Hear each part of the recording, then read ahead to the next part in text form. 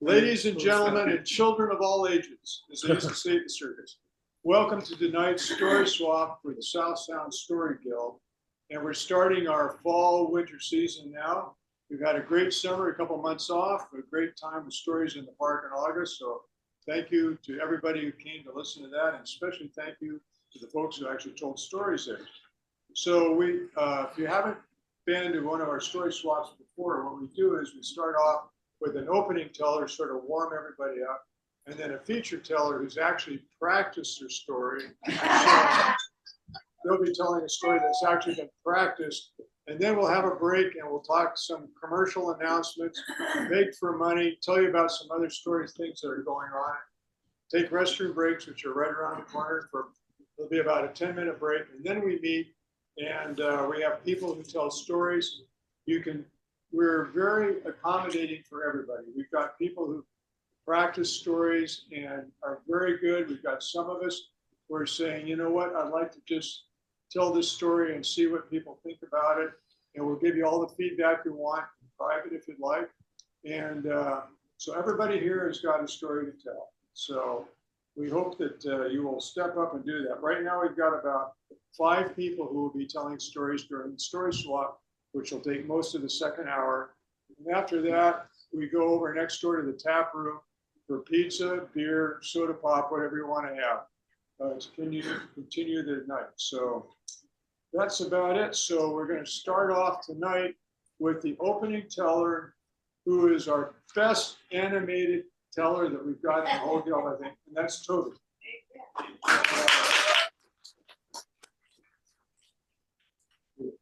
Is that good? Yeah. Okay. Go lower. Yeah, lower. Where's the? Which one is the loosening? Oh. Perfect. Okay. There we go. The lock is loose. Yeah, it's not locked. Set. What? The lock on that leg is not set. Okay. We'll get her here yet. There we go. Okay. Perfect. Thank you. It's great to be here tonight, the opening night for the season. But my mother would say, okay, kids, come in the car. We're going to go see Grandma. We were just so excited. My grandmother, she lived in Seattle off of Rainier Avenue. And when we would arrive there, she would have a big platter of sushi. And after we filled our tummies, well, we would sit on the floor, and there she would be on her comfy chair. Grandma, what story are you going to tell us tonight? I know. I'd like to tell you the story of Hanasaka-ji-san, the cherry blossom man. Now, I realize it's not spring. The flowers have already bloomed. But this story is close to my heart, because it's about an old man who loves nature and understands the kindness of animals. And she would always start the story with, Mukashi, long ago in Japan, there was an old man, Oji-san, grandfather, and his wife had recently passed away. He had a loyal companion, though, his dog, Yuki, which means snow, because her hair was as white as snow and had that nice fluffy kind of fur, the kind that, when you stick your fingers in and makes little holes. Oh, she was just lovely.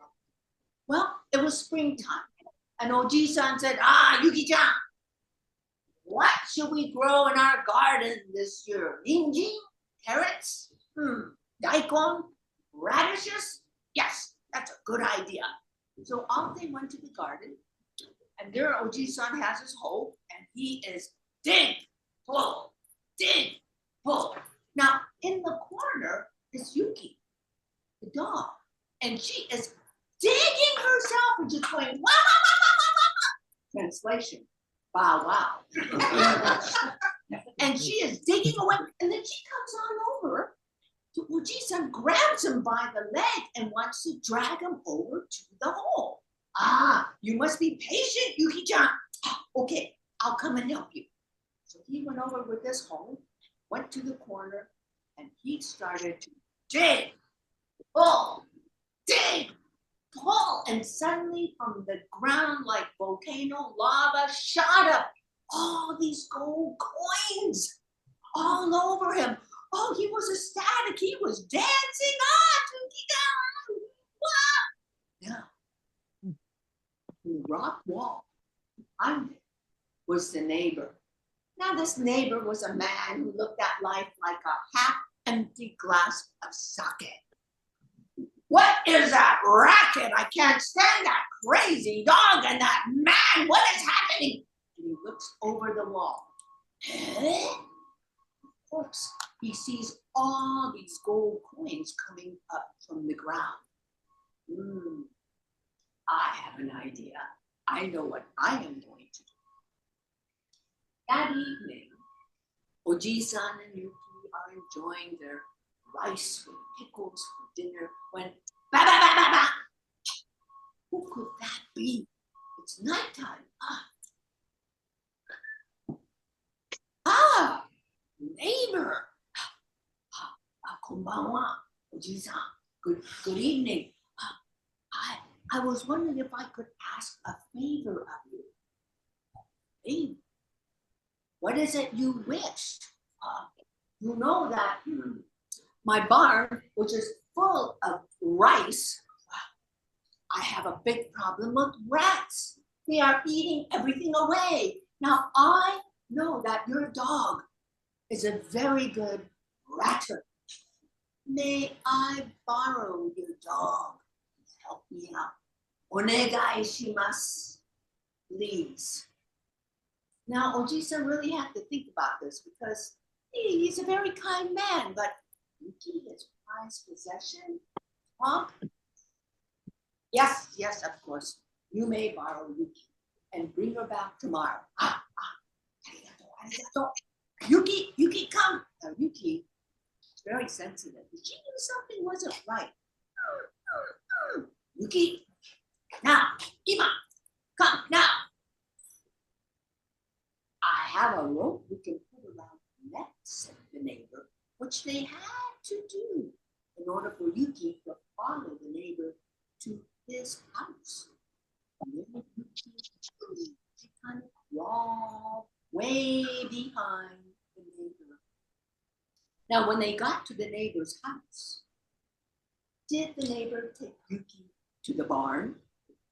No, he took her immediately to his garden. Dig! Find me my gold! Sniffing around the garden, she finds a spot and she starts digging. Aha! That's where it is. The neighbor took his hoe and he started dig, pull, and out from the ground like projectile vomit flew out all these wasps that flew around him and stuck every inch of his body, and he is he died, And then he looked at Yuki. He was furious. Why, you stupid dog, you're making a fool of me. And he took that rope and he started hitting poor Yuki, and Yuki just then collapsed on the ground. The next morning, there's Yuki. I'm so glad I missed her so much. Hey, Nandake. He was a neighbor with the body of Yuki, and he just placed the dog on the porch. Your dog is absolutely useless. And he stomped off. Oji-san was heartbroken. Yuki, what, Yuki? He buried Yuki right next to his wife, up on the hill, overlooking the water, and shaded by a beautiful red orange. And every lunchtime, Oji-san would go and sit, take out his rice balls and eat with the company of his wife, the dog Yuki. And it was one afternoon when suddenly the wind picked up and went around his head, and his ears, and there was a whisper, and the whisper was, Oji-san, Oji-san. Huh? What's that? It's I, Yuki. Oji-san, take the lowest branches that are on the ground, the pine branches, take them to your garden and burn them, and you will know what to do. Oh. So Oji-san picked up some sticks and branches from the red pine tree, and he went to his garden, put them in a pile, and he set them on fire. And when the fire went up and came down, and the ashes had cooled, he took a scoopful, put it in his pouch. And then he started to walk towards the market, a beautiful boulevard with trees on either side. And he looked up, oh, these trees look so bare and naked. There's nothing on them. He took a handful of the ashes and he threw them up into the air, and a wind picked up the ashes and blew them out to every single branch. And wherever the ashes landed, beautiful cherry blossoms appeared. It was a sight to be seen. Down the road, the Emperor of Japan was coming with his entourage, and he was in the carriage, and he smelled the air. What does that smell? Oh, it smells like sakura, cherry blossoms. And he poked his head out of the carriage. Hey, what is this I see? And he saw Oji-san scattering the ashes up into the air, and all these cherry blossoms appearing. Guards, go get that man. I want to see him. I want to see him. Yeah. Okay, I will just backtrack a little bit. Yes, please. Okay. So now, the emperor, of course, sees all these beautiful sakura flowers, and he sees the old man scattering the ashes. So he calls to his guards, guards, quick, I want that man. Bring him over right away, which they did. And Oji-san, oh, your majesty, yes, your majesty. It is you responsible for making all these beautiful flowers? Yes, yes, with the ashes. Oh. I want you to be the imperial gardener. Come, come, join my entourage. And Oji-san did. He followed. And the parade went forward towards the market. Now hiding behind one of the trees was the neighbor. Oh, I saw what happened. I know what to do. And he immediately ran to Oji-san's garden and he took the remains of the ashes. I know what to do, and I know the schedule of the emperor. And so the next day, he hid behind a tree, knowing that the emperor would be going back to Tokyo. And as the emperor's entourage came by, he immediately opened up, took a handful of ashes and threw them up into the air, and a gust of wind picked up the ashes like a tornado and whoa, threw them right into the carriage of the emperor. And the emperor, what? Assassin! Assassin! Stop the carriage! He looked up. Arrest that man over there! Which the guards did. The guards brought him over. And there he was, kneeling on the ground. How dare you do that? I am the Emperor of Japan. What, you make me like a fool? Ha! The emperor got out of the carriage and he took his katana, his samurai sword. Yeah, this is an offense for beheading. Yeah! When Oji-san came out and said, Your Highness, stop. Hey, would it not be better for your subjects to know you as someone who shows mercy rather than death? Oh, that's very good. Come with me in my carriage. You will also be the imperial advisor. So off they went. And as for the neighbor, he followed way in back of the line, his hands tied behind his back. has to be manual labor for the emperor. And my grandmother would look at us. Somehow, all of you grandchildren now, I want you to know, kindness goes so far along the way than a mean spirit may.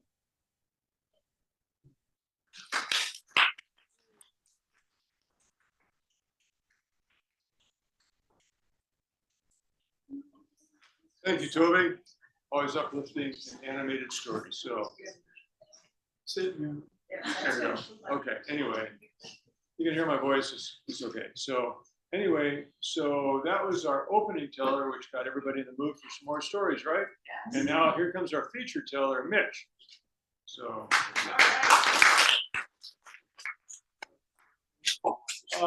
Actually, I brought that shirt, but this one is higher. Which one? The big one? Okay. We got it. Oh, it's heavy. You may need to adjust the camera. Yeah.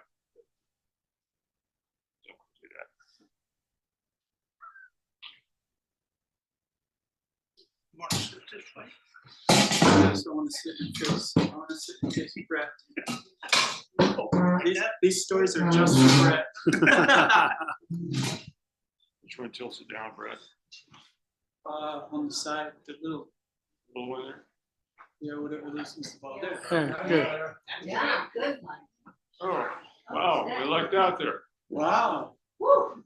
Oh my gosh. We're semi-professionals. I have to actually be good now. Did I wreck everything by sitting forward? No, it's okay. Okay. All right. Many, many years ago, decades, at least 3, I came across my very first, I got assigned to read from one of my bosses, my first self-help book, 7 Habits of Highly Effective People by Stephen Covey. I dropped my entire life system and I built everything I was doing around his 7 habits until it didn't work. But by then I had come across another self-help book. I don't remember what that was, but I threw away Covey's whole system and I rebuilt my whole life around this new one. Until that one didn't work. There were little holes and cracks, and in my life I had to kind of push into the corners of the system. And I didn't like it either. And I kept doing this, book to book to book, until I finally realized that self-help is not a meal like a chef prepares where you eat exactly the course and in the right order with the right forks. But self-help, to me, has become more like a buffet table. You go and you read the book and you say, oh, I like this piece. Get that out. Flick off the little olives that you don't like and bring in more candy. Yeah. So what I've learned, though, over the years is that self-help is a lot like stories, where the same thing applies. Each story is just a smattering of so many good things. And so in that vein, and with that analogy behind us, I have for you 3 stories. Now, each of these stories, I am going to tell you a little lesson that I learned from that story. Then I'm going to tell you the story, and then there will be a quiz. Well, it'll be more of a discussion. We can talk about what else might have come off of that story plate. So, the first one is my least practiced, but you'll like it. Many years ago, it hasn't actually been that long, but a few years ago, I lived in an area where I could swim across the lake 45 minutes straight. And it was great. I would go 2-3 times a week in the summer and swim across this lake from one little park at one side of the lake to the other park, and then I would swim 45 minutes back. And that was a great little workout. And the reason I could swim 45 minutes straight was because, for one thing, the water held the mass of my body weight. If I try to walk, I only get 2 or 3 minutes at a time. But this swimming kept me going, and I could just do a rhythmic swim. It was really nice. Now, sometimes I would want to lay back and rest. And in that particular lake were fish. And the fish thought that these little moles on my back and my sides and my legs and arms, they thought they were bugs and they thought they were tasty. And so they would come and nudge me. And so if I laid there longer than 2 or 3 minutes, eventually the fish would get brave and come and nudge me. Let's go, Mitch, keep going, you got it. And that's how I took it. I took them as little taskmasters. And it was great. And then I moved to Wyoming, and it's a desert. The rivers and lakes that are there are very cold most of the year because we're high up in the altitude, and so they're coming directly off the ice and snow that's melting, and they're far away. So I don't get out that much. I don't have that regular exercise of swimming anymore, but I've discovered a new little taskmaster. Every so often, I'll be laying there watching, I dare not admit how many in a row shows on Netflix. And all of a sudden, there will be a fly land right on my leg, and it'll be landing right on that ticklish part of my leg. Woo! I'd have to jump and move and get up and go. And finally, I was getting so frustrated by them, I finally said, and I went and I got a fly swatter and I started moving around and swatting all these flies. And then I realized I probably could do something else besides watch Netflix. And so I would get up and go do something. One time I even got up and fixed the flat on my bike. And I realized once I was biking that I didn't have flies. I was going faster than the flies could keep up. And so yeah, that story I learned. From that story I learned. What shall I call it? The wisdom of being bothered. So anybody? So now this is the quiz portion. Does anybody else have some other lessons, maybe from the buzzing of little flies? There's better things to do than Netflix. See, better things to do than Netflix, right? But a net inflicts good flies. Yes. If I had a net and if I could practice yep, never mind. But cool. Okay. So that's my first story. Now my second story also happened to me, and it also involved swimming. Many years ago, I lived in an apartment that had a pool, and it wasn't. It was by no means Olympic size, but it was Olympic shaped. And at one end of it was 3 feet, and at the other end of it was 3 feet, and the whole floor evenly bent down in a wide open V, so that in the center of the pool it was about 5 feet. So at no point did I have to not walk. I mean, I could always keep my head above water, and I swam just fine, as I said about the lake. But this day, I was just out walking around and around that pool. I felt kind of sick, and I just needed to move around. And I was moving around the pool, and I realized at some point that the jets in that pool that were shooting fresh water in, there was one on one side, and there was one on the opposite corner blowing the other way. And there was a third one that, if it was a circle, it would have made a whirlpool. The way they were all aimed the same direction. They were all going clockwise, basically. And I thought, oh, wow, I wonder if it's a pool. I wonder if it is a whirlpool. And there was nobody else all day, and the water was still. So I just laid back and floated. And I kind of got to the center of the pool and I kind of started spinning around, but it wasn't any great effect. And I thought, well, maybe I just need to enhance the effect and help it out. And so I started walking the same direction as each of those jets. And I would walk all the way down, and in the 5 feet, I would open up my arms, and oh, it was really tough to push through. And then I would get to the 3 feet, and it was a short side of the pool, so I would just sprint right across that, but I would bring my water with me. And then I would go down the other side, down through the 5 feet, up and back to the 3 feet, around and around and around and around. I was finally getting bored. And I thought, you know, this is silly, it's not working. So I stopped. Well, I thought I was going to stop. But literally, it had been working. And the water pushed me along. I had made little channels of water going in a big whirlpool. I was amazed. Oh my goodness, I had never even considered that just me walking through could do such a thing. That was great. But what really surprised me, and what really caught my attention for this lesson afterwards was in the middle of doing the thing, it felt like I was getting nowhere.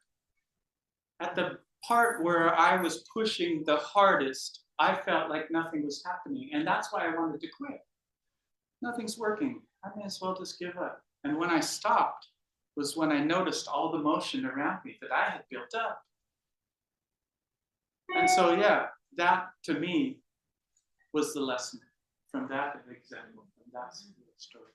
So, again, all of these are plates at a buffet. What else can we learn from the world?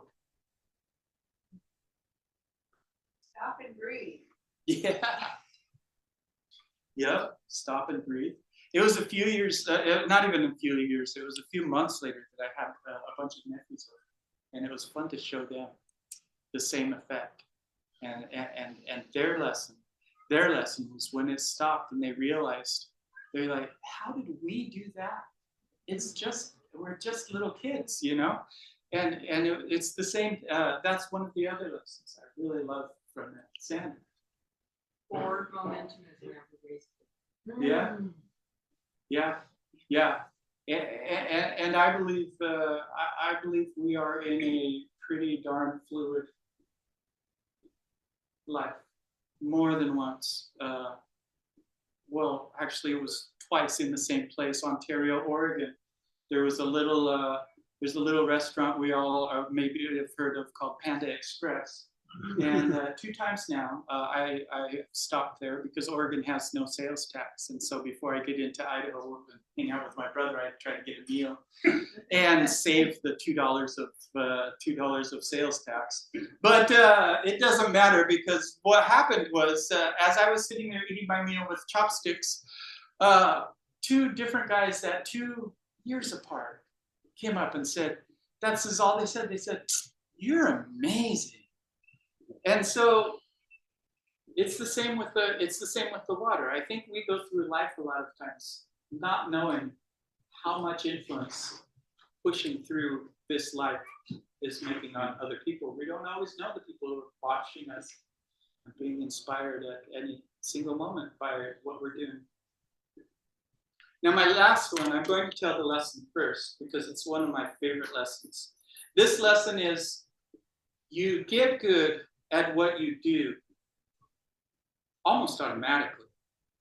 Now, as you recall at the beginning, I am great at planning. I am great at setting up systems. I'm great at reading a book and following the instructions and building my whole life around a system. I'm not so great at following through on those systems. And I'm not so great at doing things that they are meant to track or help me improve.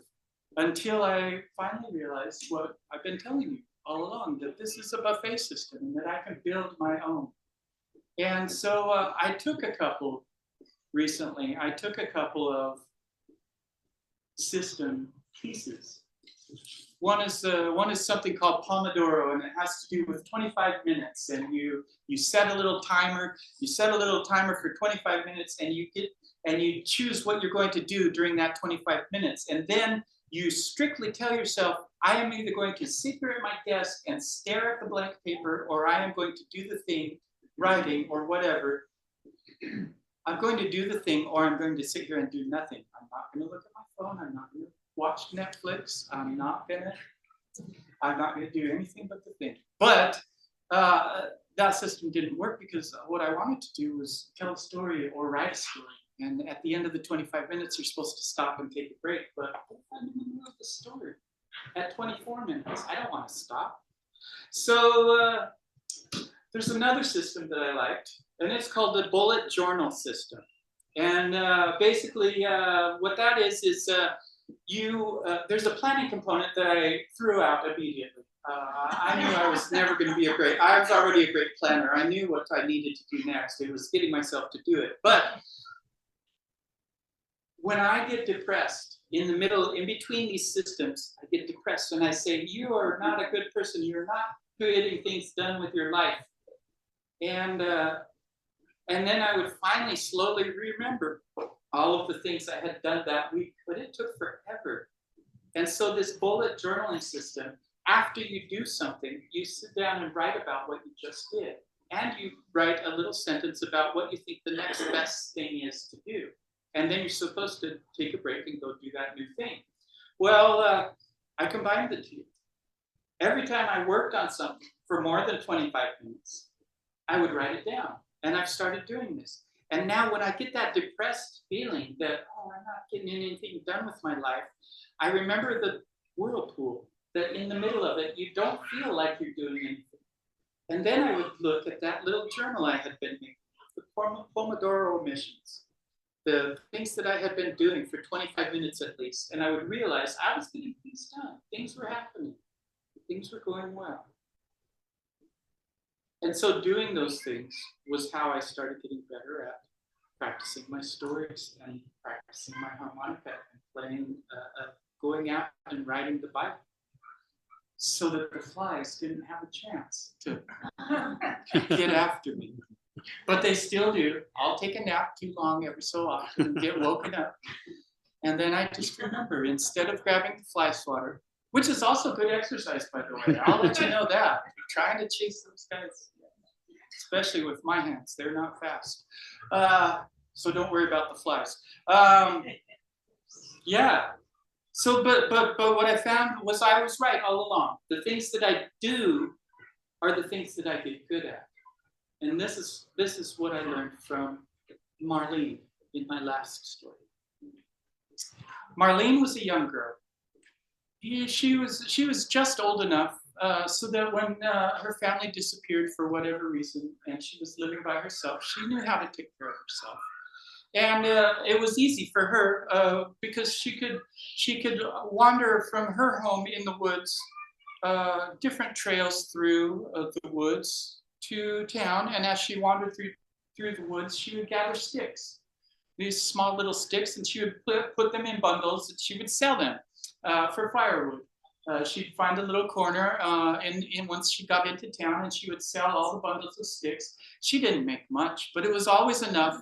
It was always enough to buy a little bit of fish and a little bit of rice. She would take those home and she would cook. And she would sit by the pond where she lived and she would look at the fish in the pond and she would enjoy her evening. And the next day she would do it all over again, go and gather the sticks. Well, as she was passing through a certain part of town, there was big news. A great and famous artist was coming to that town and was planning to start an art school where he would teach the children drawing and how to paint and do art. Oh, she was really excited. Oh, this was going to be great. She'd always wondered about something else besides gathering sticks and eating fish. Well, she eventually figured out that the artist had made it to town and found out where he was going to set up the school. And so she started to make her path into town fast and she saw the building get built up and changed and turned into a school. And one day she caught him just outside the building, and she said, "Oh, sir, please, I was wondering. I'm very poor, but I am very useful, and I would love to learn to draw. I would love to learn to be an artist, but well, I can't pay for classes, but I would love to work for you and help you with anything you need help with, and work with you in exchange for classes." And he said, "No, I am not building a charity. I am building a famous and academic professional school. Go away." And off she went. Well, eventually she stayed on that path though. Watched as the school got in session, and the students came, and she realized one morning that she could hear the lessons outside one of the windows, and so she would pause and listen to the lessons, and she could kind of see just in the window what the teacher was drawing on the floor, and she started to pick up a thing or two about drawing. And she would go home at the end of the evening and eat her fish and her rice, and then she eventually realized she had a canvas, sort of. She cleared out a little section of beach, of sand on the beach, and took all the plants away. And then she took a stick and just started practicing some of the things she had seen. She started simply with just one of the fish right out of the pond that she was at, in the sand, and it looked okay. Well, the next day she tried again, and it looked a little better. And the next day, instead of erasing the whole thing like I did with my plants, she just adjusted the fish a little. She's left the fish as it was, and she drew a little bit more on, added some detail. And eventually she tried some of the other animals. And pretty soon she had run out of space on her little place. Now, one thing she noticed was those animals around that place walked around her art. They didn't walk through, there were no trails through her art. Somehow they knew it was what she was working on. And so she spread more space out and made this huge mural and just kept adding to it, drawing more and more and different things, and listening and listening. Well, eventually she ran out of ideas, and she kept listening as she passed the school, and realized though that there was a tree next to the window, and she would get there early and crawl up into that tree. And that was even better because she could see on the papers of the students what they were working on and what the teacher was talking about. Oh, this was great. This was great. And okay, one day, one of her sticks had a little bit of char on it. It had come out of a fire already or something, but it had just a little bit of char on the end of it. And as she walked past a rock, she realized it made a mark. I don't have to draw just in the sand, she realized.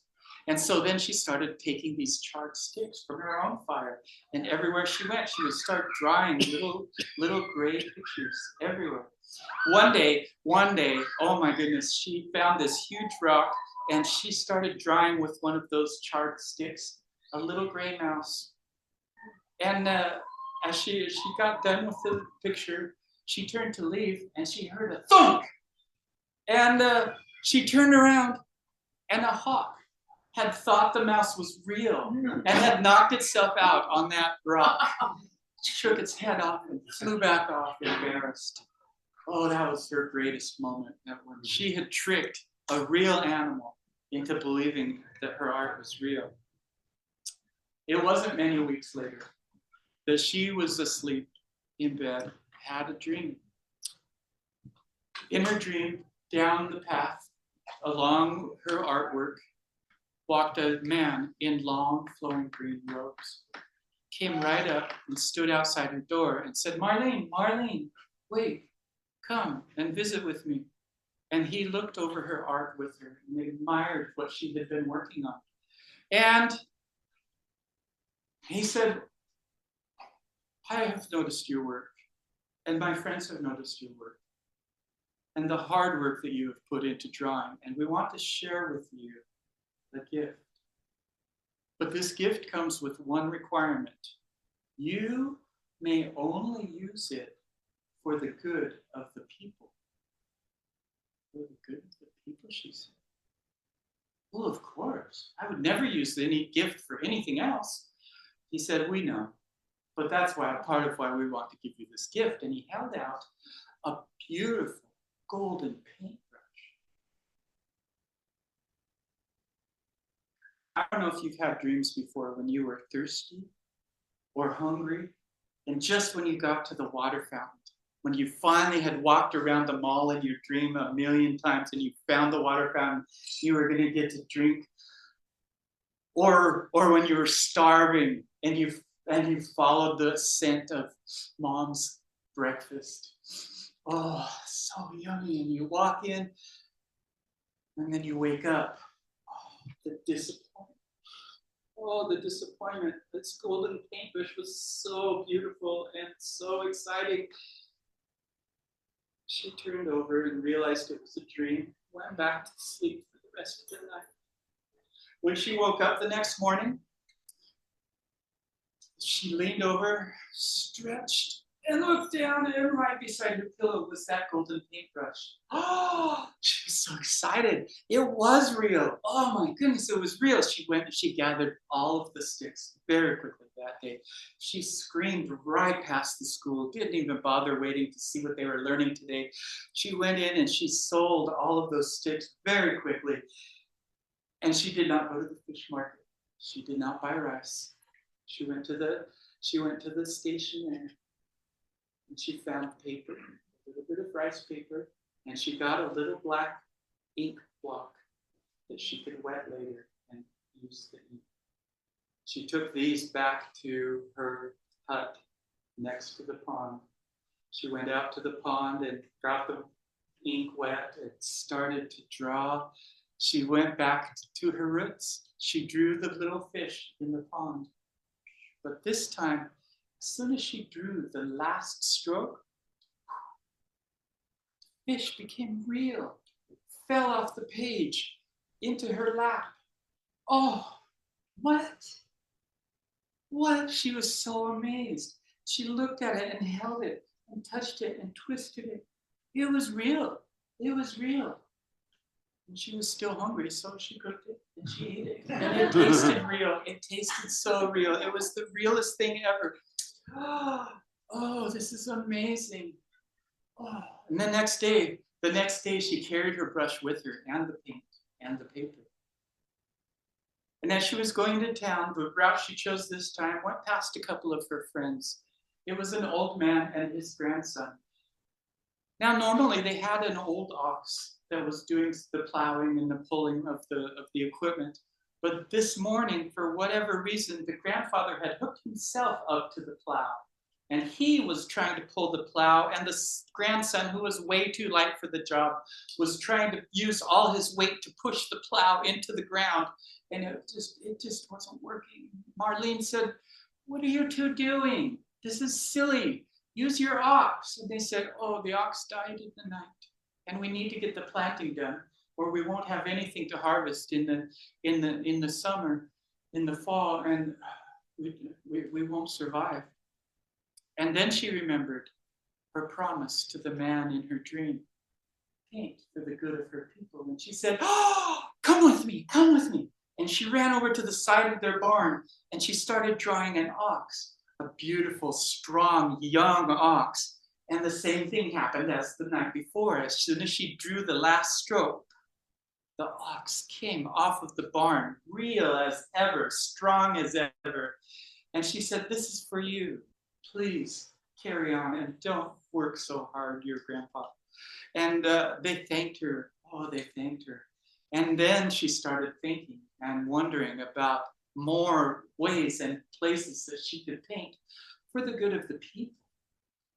Well, as she's walking into town, she realized she's walking along with these women, older and younger, and all ages and all shapes. And some were very tired, and they were all coming from the river about about a mile or two away, depending on where they lived in town, carrying big buckets of water for their household.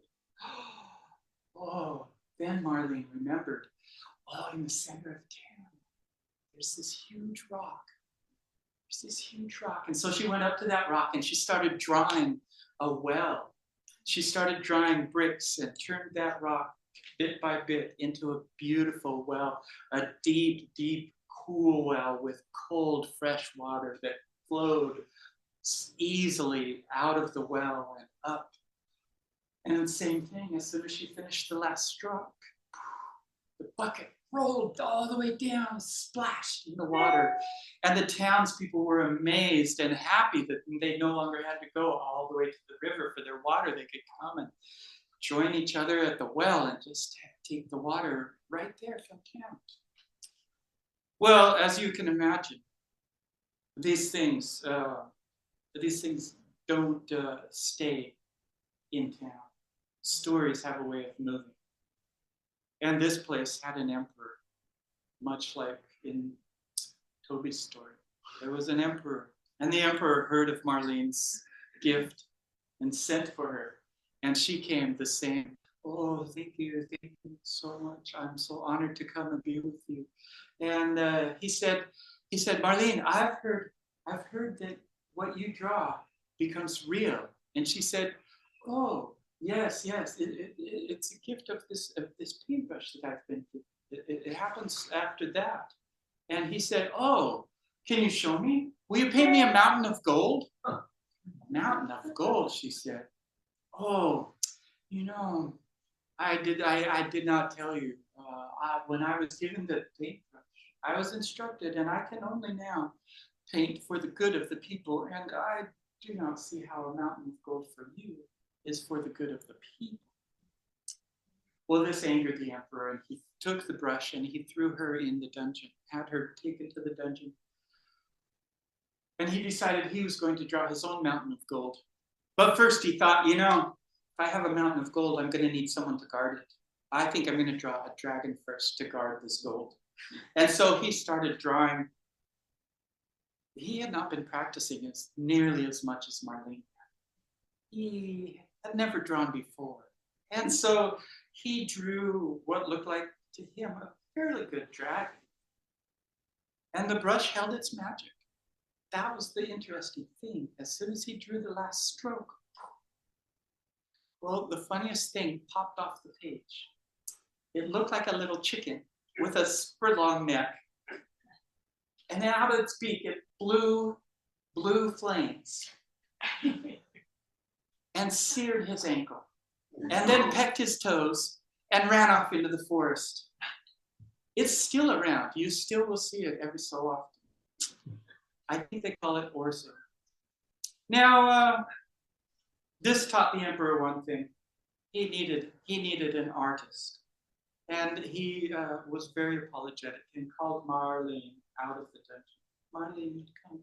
I'm so sorry. I understand now the gift that you've been given and the rules that apply. He said, our whole country is landlocked. For the good of the people, would it not be lovely to have an ocean shore on this one part of us? Can you just draw a beach with the connecting ocean out to the sea?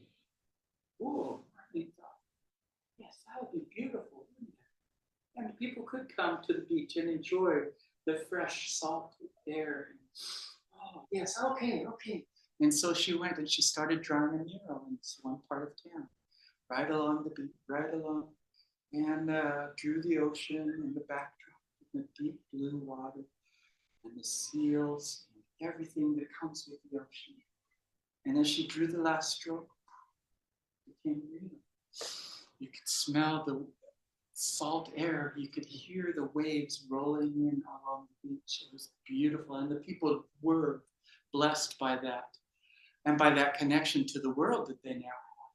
Well, the emperor then said to himself and to Marlene thereafter, hey, what about ships for the people to ride upon? And she said, oh, that would be great. he said, gold ships, please. That would be great if you could draw in any color. That would be really awesome. And so she drew a gold ship, big gold ship. And he said, ooh, velvet sails, royal purple velvet sails. Oh, yes, okay, that would be beautiful. And so she drew that as well, sails. And as soon as she drew the last stroke, the boat became real. The ship was huge, floated on the water. Well, the emperor and the royal court got on the boat. We have to test it, he said. And then they wouldn't let anyone else on. But they were just sitting there on the sea, bobbing, a little seasick.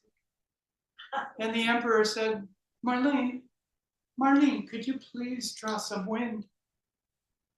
Oh, Marlene's eyes lit up. Oh, this will be for the good of the people. She went over here to the side of the water and she drew huge winds from the east. And she went over behind and drew huge winds from the south. She went over to this side and she drew winds from the west. And as soon as she finished the last stroke, the winds became real. And they swooped down on that boat and it filled the sails. And it blew that ship with the royal court and the emperor and everyone out to sea, never to be seen again. And the people cheered, for as you could tell, the emperor was not that great of an emperor. They cheered and they gathered around Marlene and they said, Marlene, please, you're so kind and so wise and so nice. Please be our empress now. And Marlene said, what a child. I am not your empress. And I have my mission.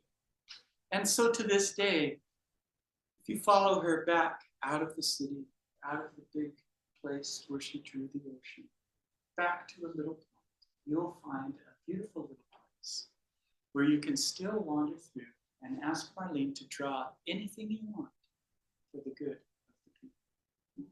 of the people.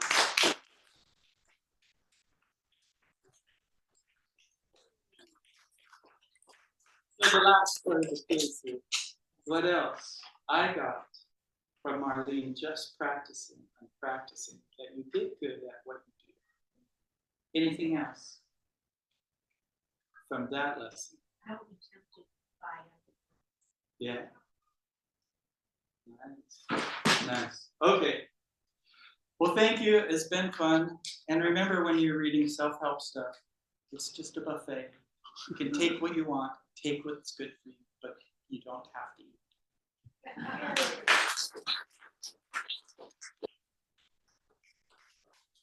Thank you, Mitch.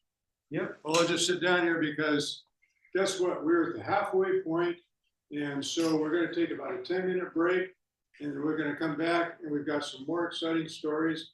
This is sort of a warm-up, and we've had a great opener and a great feature teller, and now we're going to go into some story swaps and see what people will bring to the table. So please take 10 minutes, and then be back in here about 5 after. This clock is off, but if you don't have a watch, just go ahead and watch it. So 10 minutes. Okay? Cool. It's your time. Yeah, take that clock outside. I think we should. Yeah. Oh, it's only there you go. It's only $15 for the year, and that helps us buy insurance, pay rent on this building, and also have one heck of a party sometime. And you're all invited. Do we get to know about the park or is it a secret? Yeah, you can hear about it. Yeah. So let's see. So if you'd like to join, we're willing to take money at any time. The next thing is there's something called the Story-Oli Grand Slam. So a lot of you know about Story-Oli, telling stories that are usually held down at the Brotherhood Tavern. Elizabeth Lord is the one who's been putting those on for years. Well, there's going to be a Grand Slam, and it's going to be held in the Olympia Film Society's theater down at the Capitol Theater. That's going to be on Saturday, September 20th. So it's coming right up. And the other big thing is Maggie's going to be in the lineup. So we need to show up. It's a Grand Slam. I think she's won some of these before. So we need to be there and vote, right? Yeah. What time of the day is that? 'Cause I know- Saturday. No, it's- I know. You vote with your voice and your applause. Go to the Olympia Film Society website, Olympia Film Society website. You can buy your tickets there. They say that the tickets are $23 and 25 cents. And bring a quarter with you. So anyway, or whatever you can afford. So please, Olympia Film Society, look at their website, get a seat. The seats are probably going fast, and support Meg at that. Okay, a couple other things. How many of you like trees here? Raise your hand if you like trees. We can Oh, see yeah. it, hear you, yeah. Okay, so we're going to talk about the Tree Hugging Fest, which is Saturday, October 4th. Thank you, Maggie's holding that. Be calm now. Saturday, October 4th from 12 to 2 o'clock at Sylvester Park during the Falls Art Weekend. Julie Ratner, a PhD who's been here before, is leading that, and Toby, Sandra, and Bowen will all be telling tree hugging stories or tree stories. So then coming into the future, Thanksgiving is around the corner, right? So celebration will again be this year at the Traditions Cafe, Fair Trade Cafe. And it's going to be Friday night after Thanksgiving. So just always remember, we always do that the night after Thanksgiving. As I say, it's when the relatives have finally left and you're sick of turkey, come to the Traditions and we'll have a night of storytelling there. Yes, it will be. Because I'm gonna be out of town. Okay, thank you. We look forward to you participating in that. Okay, coming up next October 8th, our next storytelling. Ira Kintmacher will be the opening teller, and John Bertol, right in our back here, our theater man, will be our featured teller. So let's see. So Brett, do you think we're not going to get power back? We should just go ahead with this? It's working. Maggie will get a little bit tired, but we can spell her from time to time. So how about if we start off, Maggie, how would you like to tell your story? It's rather quick. And I'll- Hey, let's have Joanne. Yeah, you gotta have Joanne. Joanne talk. From Northwest. Oh, can she talk to us though? I'm here. Can you hear me? Yeah. Oh, we can hear Who's that? Oh, you want to do her now, not later? you. Yeah, Well, yeah. Okay, And go ahead, Joanne. also Ann Penn phone too, so. She- There's a little down there. Did she, oh, she has a message. That's right. Okay. It's news to me. Go ahead, Joanne, you're up next. Hi, I'll hold it. my name is Joanna Demarest, and I am the new storytelling community coordinator for Northwest Folklife Festival. Just mute it, just mute it right here. Yeah. Are we back? There we go. Okay. Yeah, we're back on the main street, and that's why. Sorry, Joanne. Go ahead, Joanne. That's okay. Anyway, so I am the new storytelling community coordinator for the Northwest Folklife Festival. So a year ago, I moved to Redmond, and I've been a professional storyteller for way too many years, and looked around, joined the Seattle Storytelling Guild, and Larry Holm, who had been the coordinator for many years, sort of tapped me on the shoulder and said, "Hey, will you take the job?" And so I spent last year, I apprenticed with him and learned about what it was, did a deep dive volunteering in the festival. And so now I'm out looking for storytellers who will apply to tell at the festival. I have to tell you, the crowds were back last year. It was a great, the staff with the festival are just phenomenal. And so I'm going around to all the different, there's 17 different storytelling groups I found from Victoria down to Portland. And so I'm reaching out to a lot of them and letting them know the Folklife Festival is in great shape. We really want you to come and tell. And I have a business card that I would have handed out to everyone had I been able to make it down there tonight. But on the back of it, there's a QR code. And what I would like to do is send Maggie back an email that has this QR code on it. there's a survey there that you can tell me your interest in folk life, also in Seattle Storytelling Guild. And the other thing that I want to try to do is we have found in many of the guilds or groups that I have visited since I've started doing this year, a lot of them are aging out. They don't have new storytellers. So we want to grow new tellers. And in doing that, I'm trying to gather information and finding out whether people would be interested in doing a 5-week storytelling workshop. It would be held in the Seattle area, probably downtown, 4 weeks of classes, and then the last one would be a concert of the tellers who went through the course performing from their friends and family.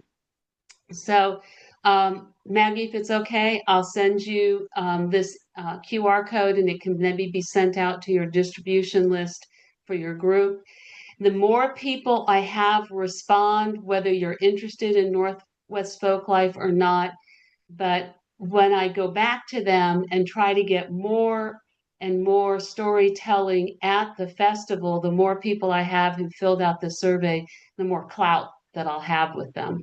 So I really appreciate you taking the time to do that. And if nothing else, come to the Folklife Festival Memorial Day weekend next year. It's a great time had by all.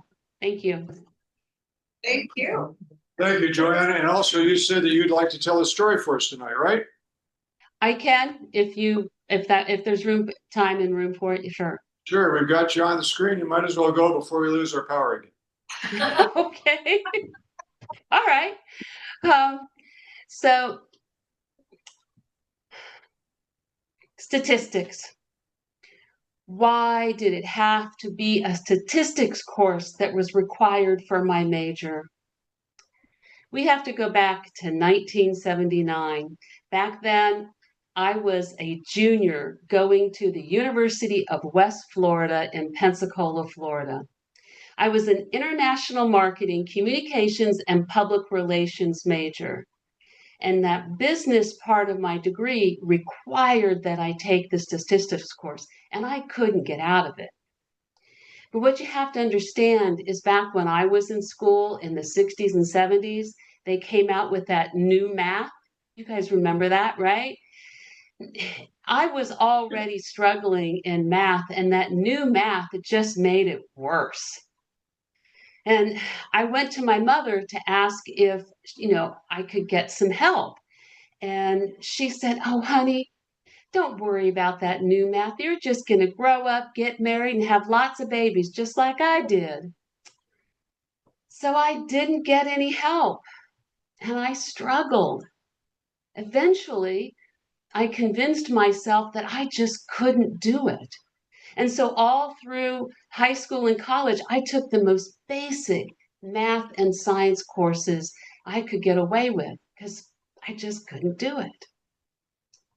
Now, this is the part of the story where you really have to use your imaginations. Back then, when I was in my 20s, I lived on Pensacola Beach, Santa Rosa Island, which was right off the coast of Pensacola. And back then, I had long, sun-kissed blonde hair.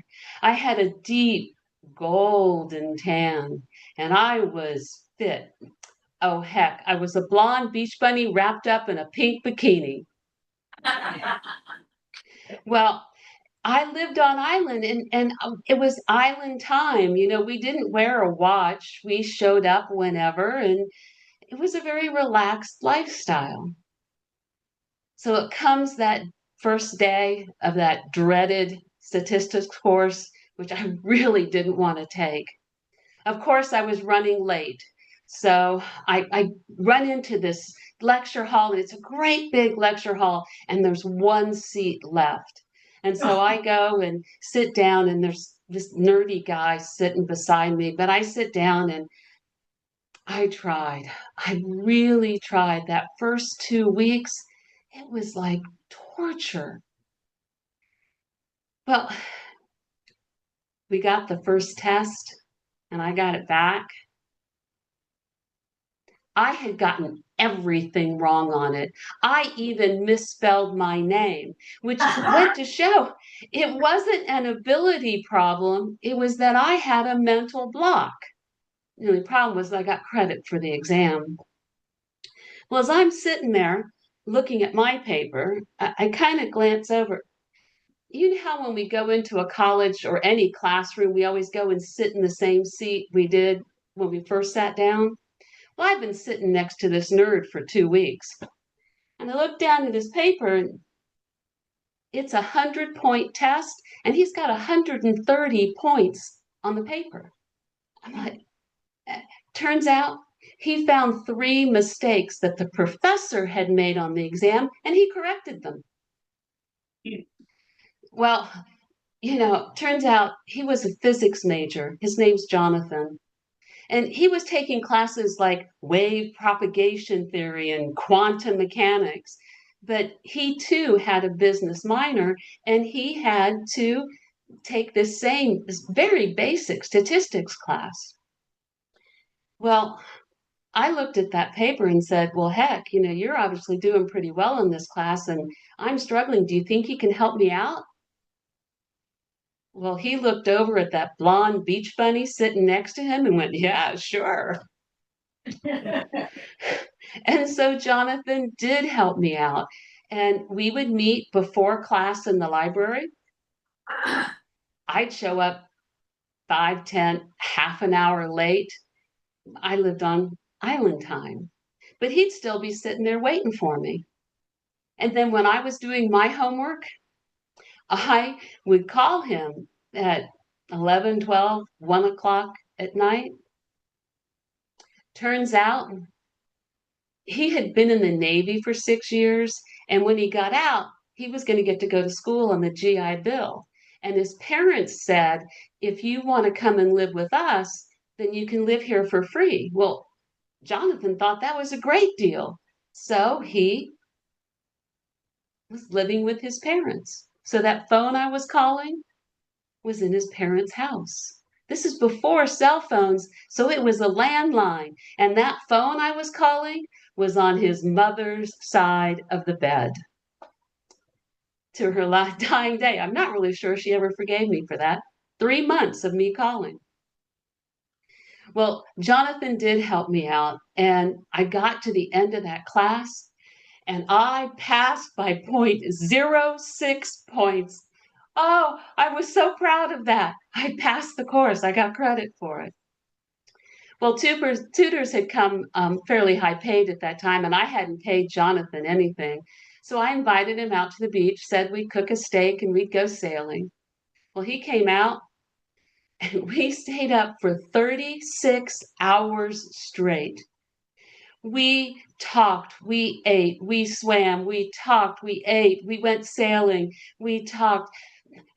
36 hours straight. We talked about everything from the dinosaurs to the space race. By the way, never ask a physicist why the sky is blue. Hours. Well, anyways, at that point, Jonathan just started hanging out. Every time I turned around, he was kind of there. Now, at this time in my life, I'm dating surfers, and he's pretty nerdy. I think the only thing that really saved him was he didn't have that pocket protector that, the guys used to have in their pocket. Didn't quite have that. But even the next term, he even took a computer class. Now, this was basic computers. This was back when we had punch cards. And he took the class. He had already built his own home computer at home. He had also, for his part-time job, was building the computer system for the neurocognition lab of the psych department at the university. Whoa. He took that class just to be near me. Well, I was dating a lot of different guys, and he said he was going to monopolize my time so I didn't have time for all those surfers. And after a while, it got to the point where I told him just to go home. I didn't want to hear his voice, hear his name, see his face, anything for 24 hours. 24 hours to the minute, he called me. And he was persistent. He was there all the time. We dated for the last year that I was in school. Now, Jonathan's, even though he's 4 years older than I am, because he was in the Navy, he was actually a year behind me in school. So I graduated first. I got a job. It was a great job. This was 1980. I was making $22,000 a year. I had a company car, a company credit card. My claim to fame is that I am the very first female liquor sales rep in the state of Florida. I was selling liquor to bars and restaurants all across the panhandle of Florida. It was a great job. Well, Jonathan graduates a year after I do, and he gets a job and leaves and goes to Texas. I was like, whoo, he's out of my hair. Every day, I got a handwritten, long before email, a handwritten letter. Every day, I got a phone call for 2 months, every day. Finally, one night, 11 o'clock at night, he calls me. This time he wakes me up. And all he says is, there's an airplane ticket waiting for you at the airport.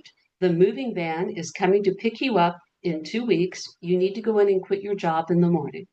And he hung up. The next morning, I got up and I went in and I quit that job. 2 weeks later, I got on the second airplane I had ever been on and I flew to Texas. 2 years later, that persistence paid off because I married that nerd. And this year we celebrated our 43rd wedding anniversary. Thank you. Great story, Joanna, and imagine Jonathan probably used a few of those self-help techniques Mitch was talking about. Don't give up, be persistent, know what you want, and go for it. Be persistent. There you go. Well, thank you very much. Okay. Yeah, and make sure everybody goes and checks out that QR code when it sends to you and do the survey. I need lots and lots of people to do the survey. Thank you. Northwest Folklife Festival, Maggie will get that and send the information out. Yes, and then Ann Pintown had a announcement. Oh, go ahead, Ann. What do you have for us? Hi, everybody. I just wanted to say that Portland Storytellers Guild is birthing their story speakeasy on the 16th of September. What we're going to we're cheating really because we copied you because we like what you do. So we are going to have an opening teller and a featured teller who we invite. And then for the second hour, we're going to encourage people to tell from the floor and from Zoom. And we're going to try and alternate it so that everybody gets a go. Stories are much shorter than yours, 5 to 7 minutes.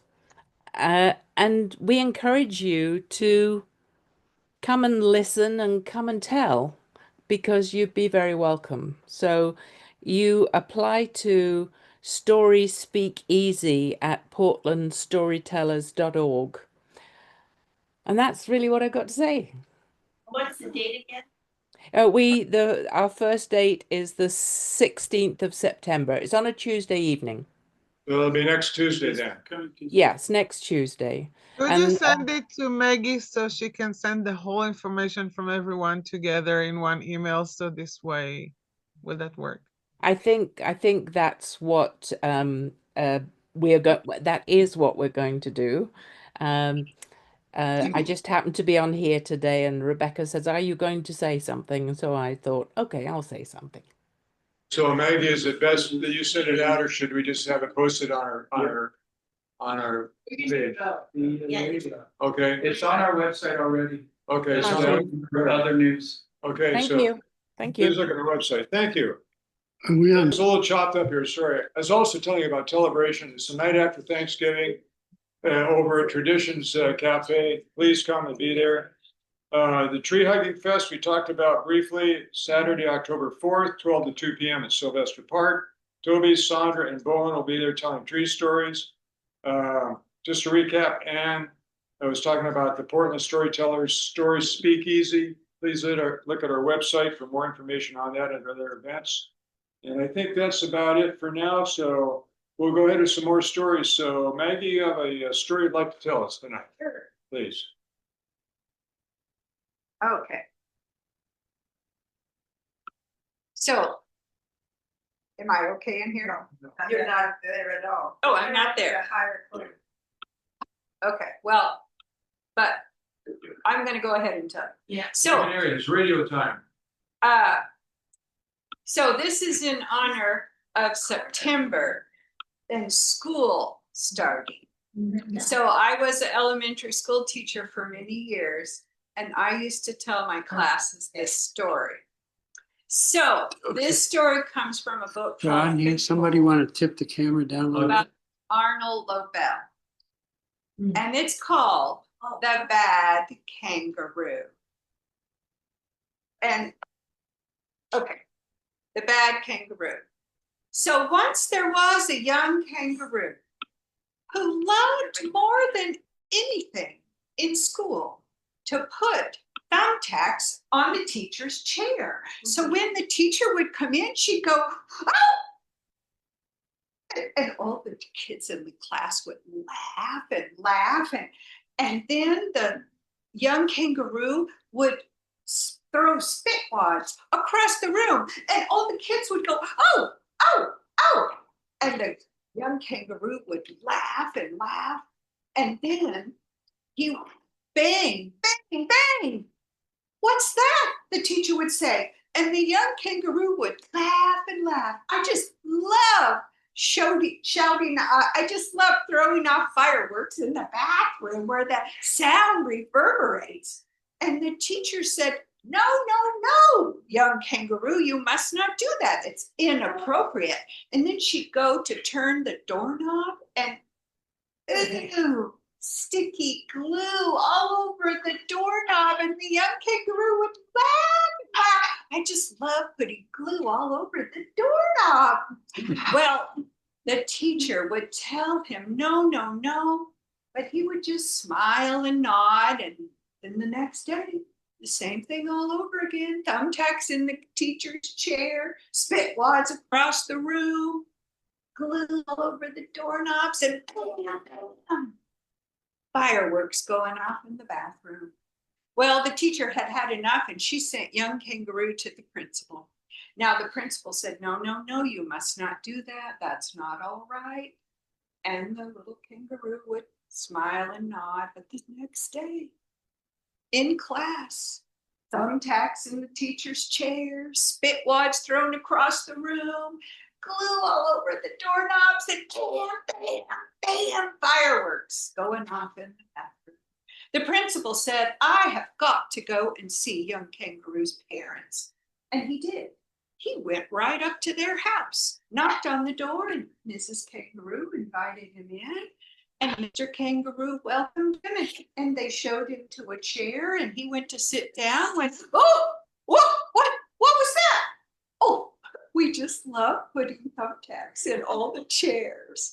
And then, bam, bam, bam. "What's that?" said the principal. "Oh, we just love putting fireworks off in the bathroom." And then, oh, what's that?" "Oh, it's just spit wads. We just love throwing them across the room," said Mrs. Kangaroo. And the principal had had enough. He just couldn't believe it. He got up and he stomped over to the door. Glue all over the doorknob. And Mrs. Kangaroo said, "Oh, don't you just love that?" Well, the principal stomped off, and Mr. Kangaroo said, "Oh, it's too bad he left." And Mrs. Kangaroo said, "Well, he must have had an appointment. Well, it's time for dinner." And so Mr. and Mrs. Kangaroo and young Kangaroo sat down at the dining room table, and they had their dinner. And afterwards, they threw spit wads across the table at each other. My kids always got the biggest kick. Story. Thank you.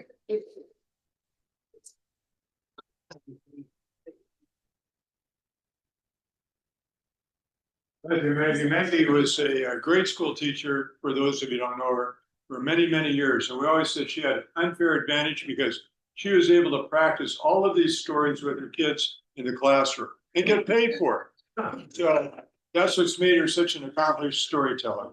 So thank you. I think for the next storyteller, again, a storyteller that's been in our group for many years, but now lives in Walla Walla. Like Mitch, she doesn't drive over here for all of our storytelling, but she does drive over here for to organize some of our festivals and everything. So Rebecca, would you please give us a story from Walla Walla? Hi, everybody. Good to see you tonight. It's a long ways from Walla Walla to Olympia, not as far as Mitch's drive, but still, it's across the state. So tonight I thought I would tell you a little story that's very fresh with me. I'm just learning it. So if you'll indulge, I'll tell you.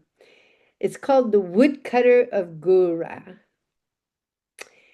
And it's a bit of a foolish story. So the woodcutter decided one morning that he was going to go out and find wood. They needed it to stockpile, to heat their home for the winter. Even though he did live in the country of Eritrea, near Ethiopia. But he still needed the wood. And all the wood had been cut around in his area. All the trees were down. And so he had to travel quite a distance. He walked and walked up over hill, down along the river, and up into an area when he came across a beautiful big olive tree. So he decided there is a tree that will give me some good firewood. And he climbed up into the tree and he began to chop. He sat out on a branch, far out on a good limb, and he began to chop. Now, a wise sage came walking along the trail under the tree and looked up at the man and said, what are you doing there? And the woodcutter said, well, it's obvious I'm chopping wood. And the wise man said, yes, but you're sitting on the branch that you're chopping. And if you do that, it's going to fall. You're going to fall and you could be killed. Oh, said the man, who ever heard of such a ridiculous thing? You chop wood where you find wood. And so he continued, chikunk, chikunk, chikunk, chopping on the limb. Well, the sage just shook his head and walked away. And the man, he continued, chikunk, chikunk, chikunk. And certainly, yes, the branch did break. The man fell to the ground. The branch landed on top of him across his chest, and the man lay there on the ground.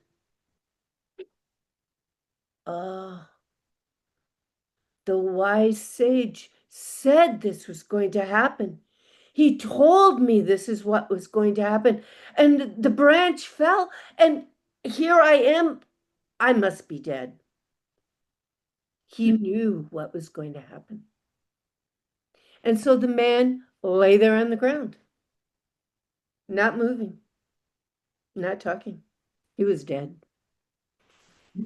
Well, it was some time when a group of his friends by chance came walking along through that very same area, and they saw the man laying there on the ground, and they set up such a moaning, such a clamor. Our friend, oh look, oh my goodness, look what happened. Here he is. Oh, I think, yeah, oh. And they tried to stand him up, but a dead man can't stand, and so he fell back to the ground. Oh, they said, He must be dead. Who'd ever heard of a dead man being able to stand up? And so the friends, they picked him up and carried him, put him up on their shoulders, and began to carry him back to the village. But they'd only gone a few steps when the dead man said, "Don't forget my axe." And someone said, "Oh, good," and went running back and got the axe. And then they carried him along, down the hillside, down the trail, until they came to a fork in the road. Well, one path led along the river and the other path led up along the hillside. And the friends began to argue and say, "No, I think we really go by the river. It would be much easier. It's flatter. It will get us there." And the other one said, "No, I think it's shorter if we go up over the hill." And they argued and argued about it, argued. And finally, the dead man said, "No, go up over the hill. That's the way I came. It's much faster." And so they went up over the hill. And certainly, don't you know, just as they crested the hill and came down, there was the village. And the friends looked at each other and said, "You know, he always had a good sense of direction. He always knew exactly how to get around and take the shortest path." And they walked on, carrying the dead man along until they came past the church. And the priests came out and they said, "Oh my goodness, what has happened to this man? Tell us this mournful story." And one of the friends said, "Well, you know, a branch from an olive tree fell on him and killed him." And the man said, No, that's not how it happened. I was chopping wood and I fell and the branch fell on top of me." The priest said, "It is a mournful thing." And so they, they take him to his home. They carry him to his home. But when they lay him down there on the ground, no one is there. His family's not around, no friends, other friends are there. And a dog comes running into the yard and starts licking on the dead man laying there on the ground. And the dead man says, "Oh, don't you have any respect for the dead? Get that dog out of here." And so they chased the dog away. And then the man said, "You know, all you do is waste time. Go and find my wife. I'm sure she's down by the well with all of her friends just gossiping." And so they all go down to the well to tell the wife the news that her husband is dead and they have brought him home. And so she comes back wailing and weeping, and all the town folk are coming along behind her. Everyone is in a panic. And she said, "Oh, my husband, whatever has happened to you? Oh," and she's crying. And the friends say, "You know, an olive branch came down, fell on top of him, and killed him." And the man said, "How many times do I have to tell you? I was chopping wood and the branch fell and there I lay." The priest said that the sage said this was what was going to happen, and he was right. And so I'm dead. The wife said, "If you are dead, how can you talk?" "I don't know," said the man, but the sage said this was what was going to happen, and look, this is exactly what happened. He always tells the truth." And the wife said, "Did he tell you this before it happened? Did he see you after it happened?" Said the man. He sat up and he opened his eyes and he said, "Argue, argue, argue. I have had enough of it." And he grabbed up his axe and began to walk away. "Where are you going?" said his wife. "I'm going to get some firewood." The end.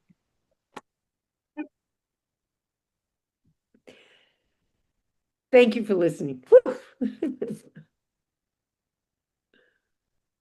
Thank you, Rebecca. Like I said, we have a great variety of stories here. So I think for the next one, we've got another storyteller who makes a trek down here all the way from Sequim, Washington, every month to tell stories with it. We love him. John Berthold, and John's usually tells stories about little Johnny, but I said, "Are you telling about little Johnny tonight?" He said, "No, little Johnny has school tomorrow, and it's a late night, so he's still at home in the bathtub." So there's John with a story. Thank you, Stan. Everybody's heard about the Bermuda Triangle, and we've heard about the Dragon Triangle. Well, there's another one hidden deep in the icy waters of southeast Alaska. It's where Okay, keep going. Good. it's where ships disappear, compasses spin, and logic packs its bag and goes on vacation. I call it Princess Triangle. Now, I pieced together all this information from old logs, stories about shipwrecks, Aunt and Uncle Google, and gossip that you hear on the street that's as thick as salt on the bow of a ship. Talking about ships, just 4 of them. 3 of them have the princess in the name.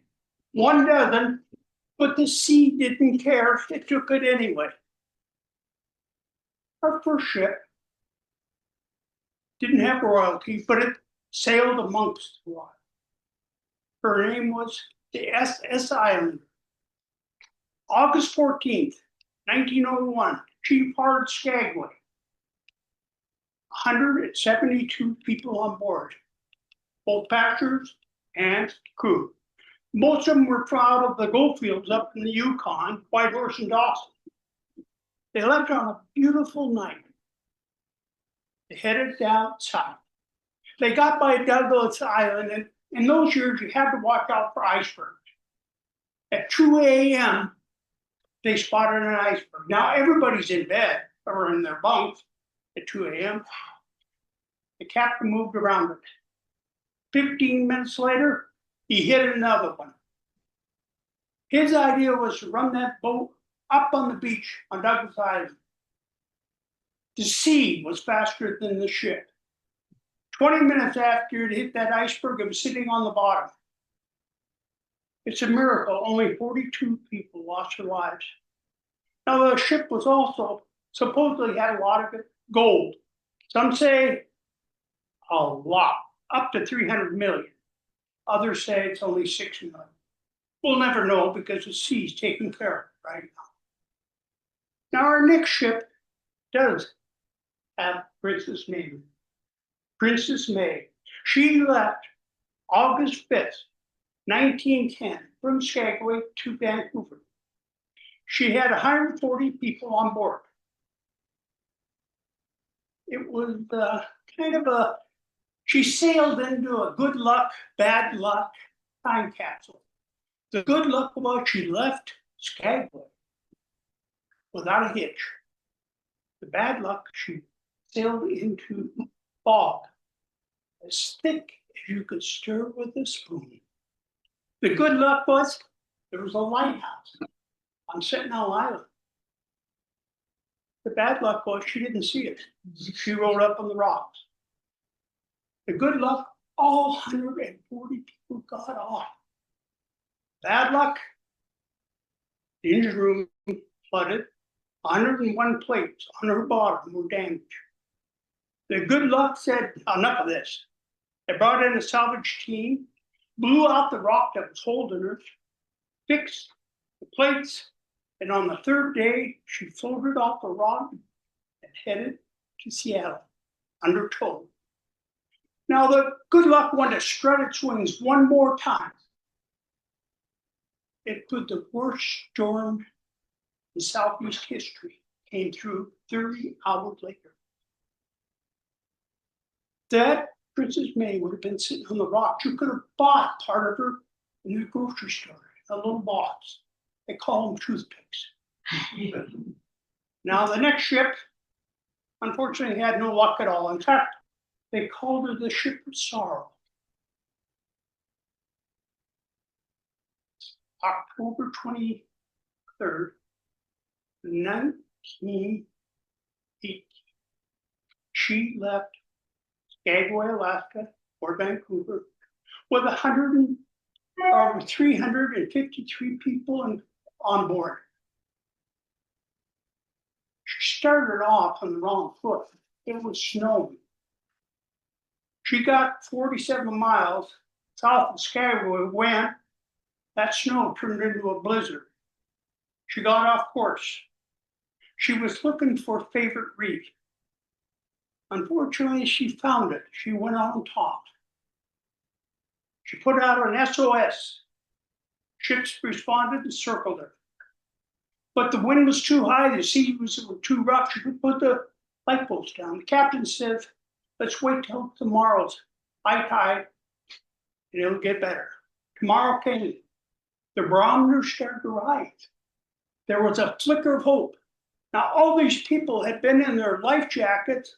None of them went to sleep or all standing ready to go the minute they said. About 1 in the afternoon, the winds increased again. We're talking about 70 miles an hour. The snow getting so bad you couldn't see the bow of the ship. She told the other vessels that were standing by to find harbor, safe harbor, and they did. They went down to a place called Tea Harbor, which was 5 miles south. At 5:57 that afternoon, they got a notice on the radio. Radio operator said, hurry.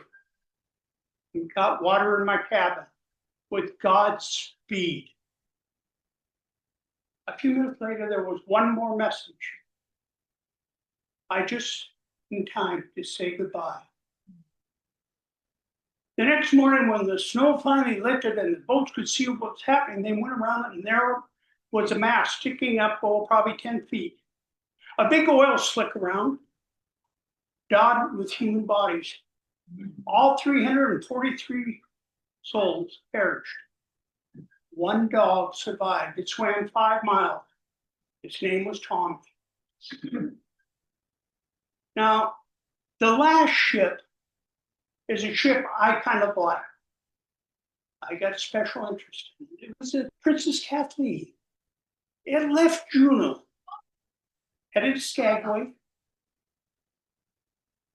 It was a cruise ship, cruise liner, but they called them pocket liners because they were the same, that they had the same amenities as the ocean-going liners, but in a much compacter way. She went around Douglas Island, went past the light on Shelter Island on her port side, and the chief mate said, starboard, not starboard 0.12 or starboard 1 or any degrees, just starboard. A little while later, the quartermaster who was at the helm said, sir, we're on a starboard course. Well, the chief mate belittled the quartermaster, which tore him apart. There's 2 words you never want to hear on a ship, fire or land. They heard land ahead. The chief mate yelled, hard starboard, which compounded the problem. He rode up on the rocks at Lena Point, September 7th, 1952. Now, all 540 people got off safely. No one got hurt. Back at my house on Star Hill in Juneau, my dad woke me up at 4:30 in the morning and said, let's go. So I ran downstairs, ran down porch, ran on down on the stair, jumped in his Model A. There was my sister Blister and my brother Ludnut already in there. My dad drove because he knew how. We drove out this muddy old road, 14 miles. Then we went on to another little old muddy old road. And we stopped and got out. And there was blankets and a whole bunch of junk and some old fires and everything on the road. And we kept walking and we went down to the beach and there was the biggest boat I had ever seen in my life trying to go in the woods. We just stood there and looked. All of a sudden, a screeching noise came. It was like every girl in my school took her fingernails and scraped it down the blackboard. We all put our hands over our ears. I said, Ludner, what is that? He said, that is the boat. The metal, it's sliding back under the sea. We sat there and watched that boat sink. The Princess Catherine. My dad took my hand and my sister's hand. We walked back to the car and he said, you've just seen history being made. Well, that's my Princess Triangle. 4 ships, 3 disasters, 400 souls lost, 9,600 tons of steel on the bottom.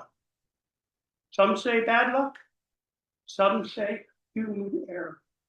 Me, I say it's a sea, keeps its own scorecard. If you ever sail in those waters, put some respect in your pocket, because the sea will take what's owed. Thank you.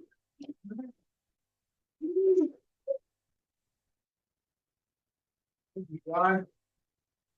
Every boat's got a story, and there are a lot of stories up in Alaska for our boats. So I think that wraps it up for tonight. I think we've had all the announcements. Thank you for being patient during all of the technical problems we've had. Thank you, Brett. Yeah. Thanks, Brett. Yeah. Thank you, Brett. And next time it'll go much smoother. I promise. I guarantee. So right now we're gonna, for those who can, let's go over and get some pizza and shoot the breeze and tell some more stories. So again, Grand Slam, go and support Maggie. Look on her website, which Mitch keeps up. He's got a lot of stuff there about all these events. So probably forgot what we talked about tonight already, but go do that and join the Downtown Story Guild too while you're at it. Please. Thank you.